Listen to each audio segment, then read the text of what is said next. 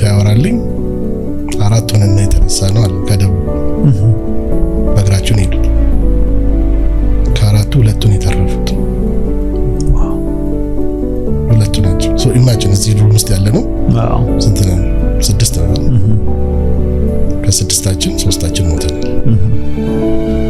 እዛስ ድረስ እስከምንደርስ ያ ብቻ አይደለም። ከደረሱ በኋላ ያዩት ትግል፣ ያዩት ስቃይ፣ ያዩት እስካሁን ድረስ አሁንም እዛ እየኖሩ እየሰሩ ፐርማነንት የሆነ መኖሪያ ፍቃድ የላቸው። ገንዘባቸውን እንደ ስነ ስርዓቱ እንደ ህዝቡ ባንክ ማስቀመጥ አይችሉም። ነገ ጠዋት የሳውዝ አፍሪካ መንግስት በቃ ውጡ ቢላቸው ሀብትሊ ያንን ላይፍ ነው የሚሉት። ገባ እና ያንን ነው I think about that every day። ሁሌ ከአዲስ አበባ ለመውጣት ኤርፖርት ስትሄድ የምታያቸው የሚያሳዝኑ ሴቶች ልጆች አሉ። የት እንደሚሄዱ ታውቃለህ። ምን አይነት ላይፍ እንደሚጠብቃቸው ታውቃለህ።